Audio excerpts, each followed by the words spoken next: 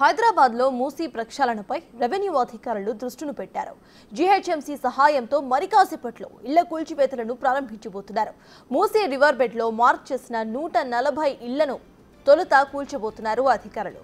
మలక్పేటలోని శంకర్ నగర్లో ఈ కూల్చివేతలు ప్రారంభం కాబోతున్నాయి. ఇక ఖాళీ చేసిన ఇళ్లను మాత్రమే అధికారులు కూల్చబోతున్నారు. ఇలాంటి ఘటనలు జరగకుండా భారీగా పోలీస్ బందోబస్తును చేపట్టారు.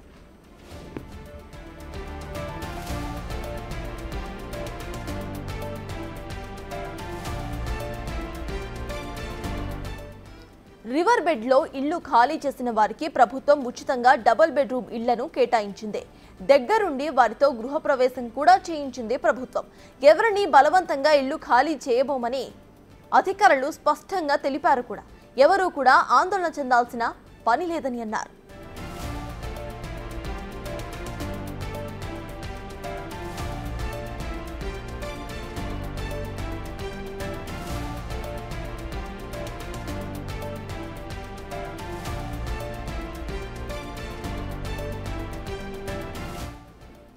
హైదరాబాద్లో మూసీ ప్రక్షాళనపై రెవెన్యూ అధికారులు దృష్టిని సారించారు. జీహెచ్ఎంసీ సహాయంతో మరికాసేపట్లో ఇళ్ల కూల్చివేతలు ప్రారంభించబోతున్నారు. మూసీ రివర్ బెడ్లో మార్క్ చేసిన 140 ఇళ్లను తొలుత కూల్చబోతున్నారు. మలక్పేటలోని శంకర్ నగర్లో ఈ కూల్చివేతలు ప్రారంభం కాబోతున్నాయి. ఖాళీ చేసిన ఇళ్లను మాత్రమే అధికారులు కూల్చబోతున్నారు. ఎటువంటి ఘటనలు జరగకుండా భారీగా పోలీస్ బందోబస్తును సైతం ఏర్పాటు చేశారు.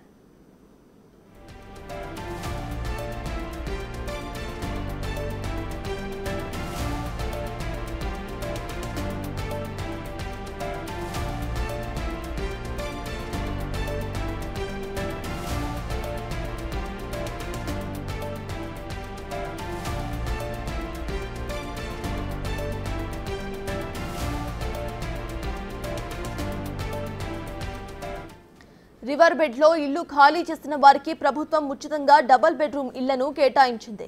దగ్గరుండి వారితో గృహప్రవేశం కూడా చేయించింది ప్రభుత్వం. ఎవరిని కూడా బలవంతంగా ఇల్లు ఖాళీ చేయించబోమని అధికారులు స్పష్టంగా చెప్పారు. ఎవరూ కూడా ఆందోళన చెందాల్సిన పనే లేదని అన్నారు.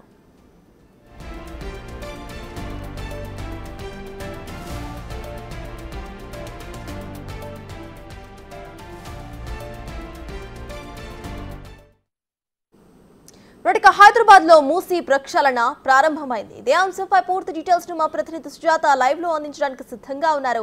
సుజాత, చెప్పండి, ఇటు మూసీ ప్రక్షాళన దిశగా అధికారులు ఫస్ట్ స్టెప్ వేసినట్టు తెలుస్తోంది. ప్రజెంట్ అక్కడ అప్డేట్స్ ఏంటి? సత్తాజ్, మూసీ పరివాహక ప్రాంతాల్లో అటు గత వారం రోజుల క్రిందట ఉన్నటువంటి ఇంటి నిర్మాణాలను గుర్తించినటువంటి మూసీ రివర్ ఫ్రంట్ అధికారులతో పాటు రెవెన్యూ అధికారులు రివర్ బెడ్ మార్క్ను చేశారు. అయితే మూసీ ప్రక్షాళన కోసం అటు ప్రభుత్వం ముందు చర్యలు తీసుకుంటున్నటువంటి నేపథ్యంలో మూసీ పరివాహక ప్రాంతంలో ఉంటున్నటువంటి ప్రతి ఒక్కరూ కూడా ప్రభుత్వానికి అధికారులకి సహకరిస్తున్నటువంటి పరిస్థితి ఉంది. ప్రస్తుతం మనం ఇటు చదరగట్టు ప్రాంతంలోని శంకర్ నగర్లో ఉన్నాము. గత వారం క్రిందట అటు అధికారులు ఇక్కడికి వచ్చి రివర్ బెడ్ అంటే ఆర్బీ ఇంటూ మార్కం చేశారు. దాదాపు 140 ఇళ్లనైతే మాత్రం గుర్తించారు. వీరందరికీ దగ్గరలో ఉన్నటువంటి డబుల్ బెడ్రూమ్ ఇళ్లకి వాళ్ళు స్వతహాగా మేము సహకరిస్తాము మూసీ ప్రక్షాళనకి సంబంధించినని చెప్పేసి వాళ్ళు స్వతహాగా అధికారులు వచ్చి చెప్పినప్పుడు ఇల్లు ఖాళీ చేసి డబుల్ బెడ్రూమ్ ఇళ్లకి వెళ్ళడానికి అంగీకరించినటువంటి నేపథ్యంలో అందరినీ కూడా అటు అధికారులు అయితే మాత్రం దగ్గరలో ఉన్నటువంటి డబుల్ బెడ్రూమ్ ఇళ్లకు పంపించినటువంటి పరిస్థితులు ఉన్నాయి. అయితే దాదాపు వారం రోజుల క్రిందట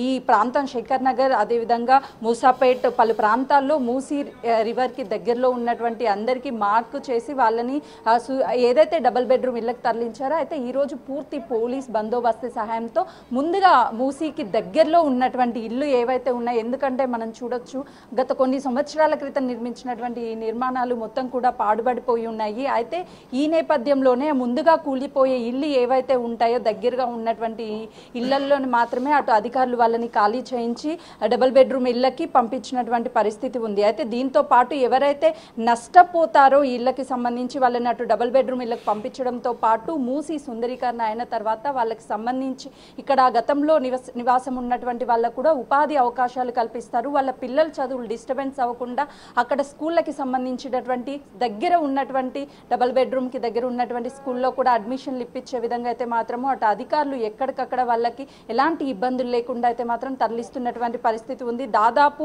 ఇక్కడ ఓన్లీ శంకర్ నగర్కి సంబంధించి 140 ఇళ్లకు అయితే మాత్రం వీళ్ళు మార్క్ చేసినటువంటి పరిస్థితి ఉంది. లోపల చాలా క్లియర్గా చూడొచ్చు. ఆల్రెడీ మొత్తం కూడా ఇల్లులు కూలిపోయాయి. ఇంత చిన్న చిన్న రూముల్లో ఒకే కుటుంబంలో 10 నుంచి 12 మంది ఉండాలి అంటే చాలా కష్టం అవుతుంది. మేము డబుల్ బెడ్రూమ్లకు వెళ్ళిపోతాం, మాకు అక్కడ మంచిగా ఉంది అని చెప్పేసి వాళ్ళు చెప్తున్నటువంటి పరిస్థితి ఉంది. అధికారులు ఎక్కడ ఫోర్స్ చేయడం లేదు. వాళ్ళని అడిగి వాళ్ళ దగ్గర డీటెయిల్స్ తీసుకున్న తర్వాత మాత్రమే వాళ్ళని అక్కడికి తరలిస్తున్నటువంటి పరిస్థితి అయితే మాత్రం ఉందనే చెప్పుకోవాలి. మరోవైపు ఈ మూసీకి సంబంధించినటువంటి వాటర్ కూడా చాలా క్లియర్గా చూడొచ్చు. వాటర్ పెరిగిపోతున్నటువంటి విజువల్స్ మనకి చాలా క్లియర్గా కనిపిస్తుంది. పైన గేట్స్ కూడా ఏదైతే ఫ్లోటింగ్ ఎక్కువ ఉందో అటు జంట జలాశయాలకి సంబంధించినటువంటి గేట్స్ని కూడా ఎత్తివేయడంతో వాటర్ ఫ్లోట్ పెరిగింది.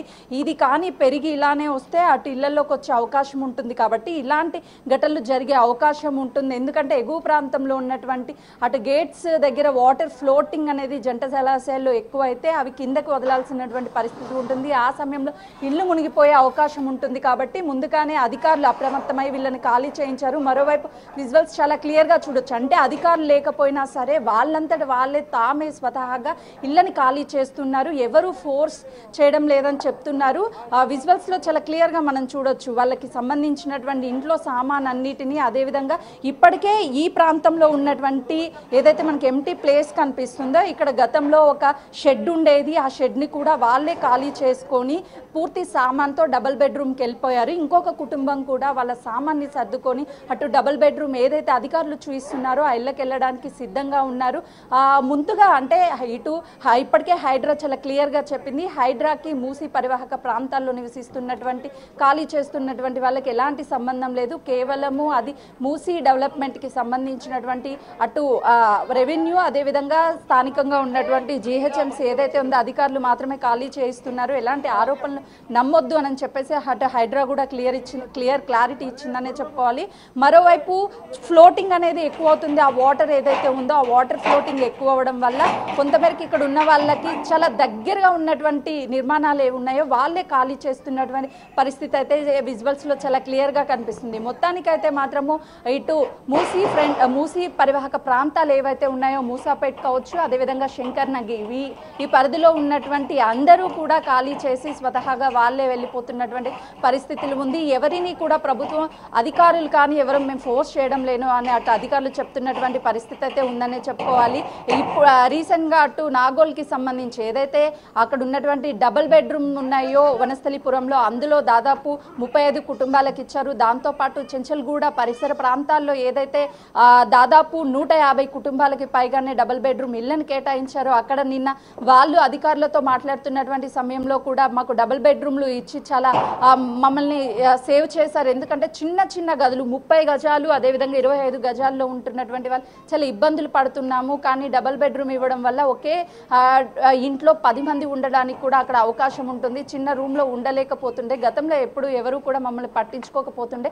తర్వాత ఈ మూసీకి సంబంధించినటువంటి డెవలప్మెంట్ తర్వాత మాకు పని అవకాశాలు కూడా కల్పిస్తారు అని చెప్పేసి మాకు ఒక భరోసా ఉంది అని చెప్పేసి వాళ్ళు నిన్న ఆనందం వ్యక్తం చేసినటువంటి పరిస్థితి ఉందనే చెప్పుకోవాలి. మరోవైపు దాదాపు ఇంకా 400 కుటుంబాలకు పైగానే ఇక్కడ ఉన్నాయి. ముందుగా అటు అధికారులు జీహెచ్ఎంసీకి సంబంధించి రెవెన్యూ అధికారులు ఖాళీగా ఉన్నటువంటి 140 ఇళ్లను ఎవరైతే ఖాళీ చేశారో ఆ ఇళ్లను కూల్చివేసిన తర్వాత మిగతావి ఏవైతే ఖాళీ చేసిన తర్వాత కూల్చే అవకాశం ఉంటుంది. దాదాపు 100 మందికి పైగానే పోలీసు భద్రత అయితే మాత్రం ఏర్పాటు చేశారు. కూల్చివేతల సమయంలో ఎలాంటి ఘటనలు జరగకుండా ముందుగానే ఒక భద్రతను ఏర్పాటు చేశారు. కాబట్టి ఈ రోజు ఇక్కడ మూసాపేట్ కావచ్చు, అదేవిధంగా శంకర్ నగర్కి సంబంధించి కూల్చివేతలు ఉండే అవకాశం ఉంటుంది.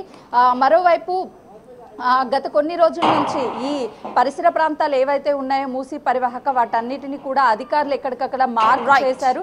అయితే కేవలము ఎవరైతే ఖాళీ చేసి వెళ్ళిపోతారో ఆ ఇళ్లకి సంబంధించి మాత్రమే ఇటు అధికారులు అయితే మాత్రం కూల్చివేతలకు చర్యలు ముమ్మరం చేశారనే చెప్పుకోవచ్చు. సతాజ్. Right, thank you Sujatha.